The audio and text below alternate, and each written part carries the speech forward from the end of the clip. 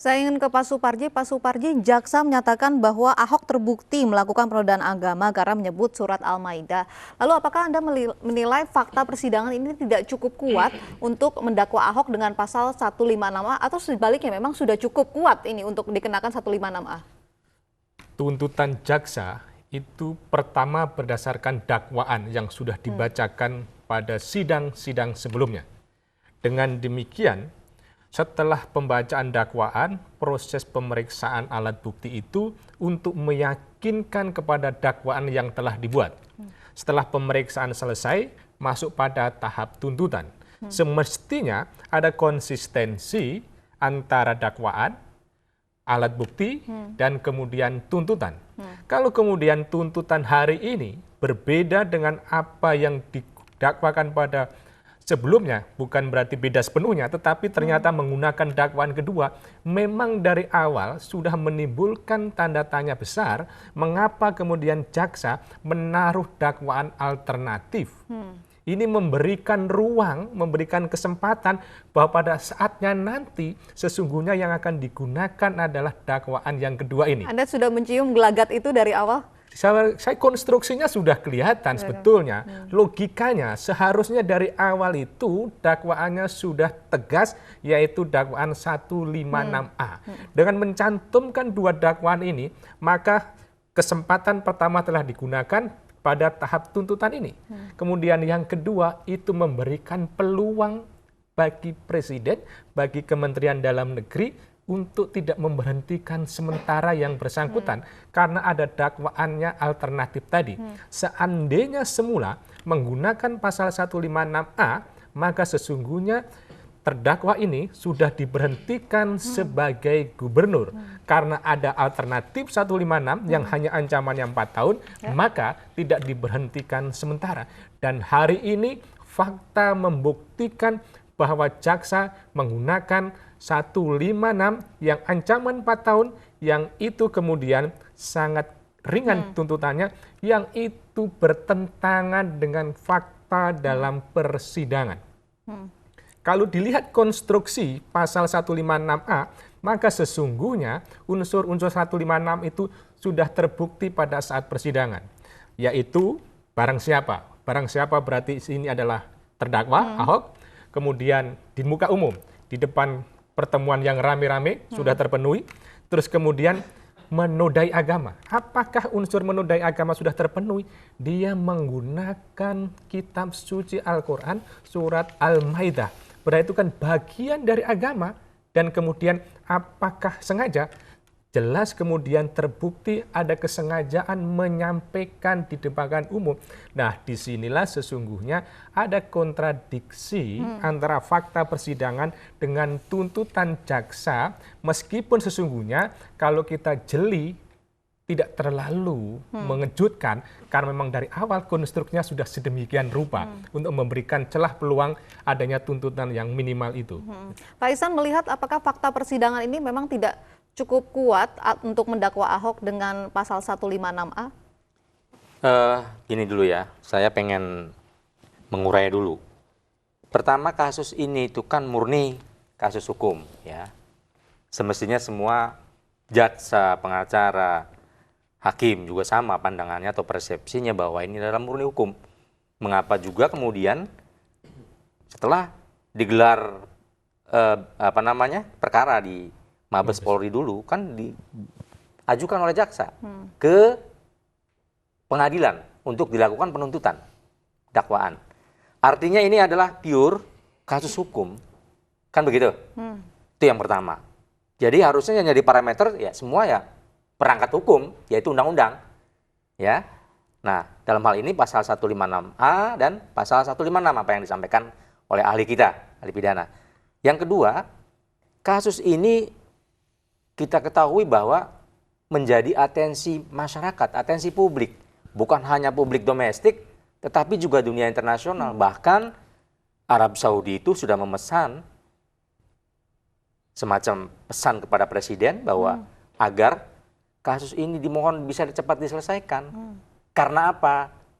Karena ada potensi ya yang bisa memecah belah bangsa. Dan semua dunia internasional sangat sayang dengan Indonesia. Sebagai muslim yang terbesar di Indonesia, negara ini, dan sebagai muslim yang tolerans. Nah, sehingga siapapun ingin bangsa Indonesia ini bisa terawat rapi dengan baik sebagai model, sebagai contoh bagaimana menyelesaikan kasus-kasus termasuk kasus penodaan agama.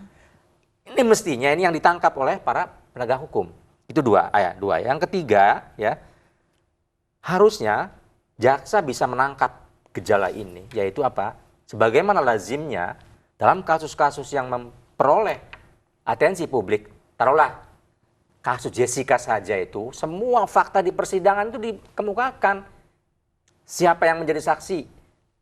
Apa keterangan saksi? Semua dibacakan. Betul? Iya. Siapa yang menjadi Anda saksi melihat ahli? ini ada terkesan ditutup-tutupi begitu? Bentar, Mbak. Siapa yang menjadi saksi ahli? Ya kan? Bagaimana keterangan ahli? Dan sebaliknya. Siapa yang saksi memberatkan, siapa yang meringankan. Ini menjadi bahan untuk disampaikan kepada publik agar publik mengetahui, oh itulah peradilannya. Berarti apakah publik kemudian mempersepsikan sebagai peradilan yang fairness atau tidak? Ini hak publik. Nah, tadi itu kan dikip, tidak dibacakan, aneh itu. Itu kayak seperti, maaf ya, mengadili pencuri ayam. Ya kan? Ya sudah, pokoknya tuntutan saya pasal 378 Wah, ya? itu, 372, 378 Majelis Hakim. Nah, masa seperti ini? Betapa tidak profesionalnya. Jadi bukan hanya terkesan menutupi, tetapi ini sudah mengganggu, sudah mengebiri, sudah menghilangkan hak-hak publik untuk memperoleh informasi atas peradilan yang ditunggu, yang seharusnya masyarakat juga bisa mendapatkan informasi bagaimana peradilan ini berjalan dengan baik. Karena apa? Tadi saya katakan, kasus ini sangat-sangat mendapat atensi publik. Nah, inilah yang harus mendapat perhatian. Yang terakhir, ya, bukan yang terakhir, yang ketiga, jaksa itu kan sudah membuktikan, semua uraiannya sudah jelas. Baik 156 maupun 156A itu jelas. Terbukti, jaksa mengatakan. Cuman kalau 156A, jaksa mengatakan tidak tepat dituntut karena apa? Ahok mengatakan itu hanya untuk ditujukan pada kelompok politik tertentu. Nah, itu wilayahnya pengacara itu, wilayah pledoi, bukan wilayah jaksa. Jadi seakan-akan Membela. JPU ini membela dari Membela terdakwa. dong kalau begitu. Ya bukan menuntut. Nah, akhirnya dia balik ke pasal 56. Terbukti, ya, memecah belah, terbukti. Apa tadi yang satu lagi? Membuat keresahan. Masyarakat. Nah, kalau terbukti, kita lihat jurisprudensi, ya, Mbak Yopi, Mbak Uci. Ini 7 kasus semua dari mulai Lia Eden, Arswendo, Gavatar, Tajul Muluk, ya kan? Gus Riani, ya toh? Semua ini di penjara. dituntut dengan 156A maksimal atau 156 maksimal juga. Tuntutannya 4 tahun. Nah, itu kan tuntutan jaksa. Kan masih ada hakim majelis yang mempertimbangkan berapa nanti majelis hakim akan memutus. Karena apa? Akan memvonis. Karena apa? Andai kan jaksa juga menuntut maksimal, toh akan dipertimbangkan dalam hukum acara itu. Bahwa hakim maksimal akan menuntut 2/3 dari hukuman maksimal. Nggak mungkin semua. Nah, kalau jaksanya sudah begini, sudah terbukti semua, tetapi yang tidak terbukti apa? Yang tidak terbukti adalah nyalinya jaksa untuk menuntut maksimal. Tapi salah satu juga yang menjadi pertimbangan. Jadi yang tidak terbukti itu nyalinya jaksa. Nyalinya jaksa. Tidak berani menuntut. Oke, Nah, salah satu pertimbangan jaksa penuntut umum ini terkait yang meringankan ini Basuki Cahayapurnama dinilai telah membangun Jakarta. Apakah ini pertimbangan meringankan ini bisa digunakan untuk meringankan terdakwa kasus penodaan agama? Ya, saya kira itu tidak Apa bisa tidak ada digunakan. hubungannya Tidak ada sebenarnya? hubungan sama sekali. Bahwa itu adalah konstruksi sebagai pejabat, sebagai gubernur, itu tugas-tugas kenegaraan yang secara otomatis harus dilaksanakan. Jadi sama sekali tidak ada relevansinya, tidak sama sekali tidak bisa digunakan untuk meringankan, untuk jadi alasan meringankan dalam tuntutan ini. Jadi memang ini Mbak Uci, semuanya itu konstruksinya sangat-sangat mengkhawatirkan dalam proses penegakan hukum kita ini. Yang harus diperhatikan, ini bukan persoalan Ahok semata. Tetapi ini ada persoalan hukum secara keseluruhan. Kalau caranya begini, ini bisa mengkhawatirkan orang bisa mencari cara keadilan sendiri. Ini yang harus diantisipasi.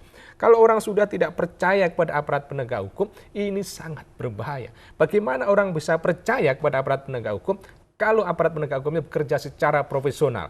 Apa ukurannya profesional? Laksanakan ketentuan yang berlaku. Kalau ketentuan yang berlaku tidak dilaksanakan, profesionalisme tidak tercermin di situ. Dan masyarakat bisa tidak percaya. Dan itu sangat membahayakan. Karena hukum itu adalah instrumen NKRI kita. Nanti kita juga akan membahas terkait apa sebenarnya perbedaan mendasar antara pasal 156 dan 156A KUHP. Usai jeda berikut tetaplah bersama kami di Special Report.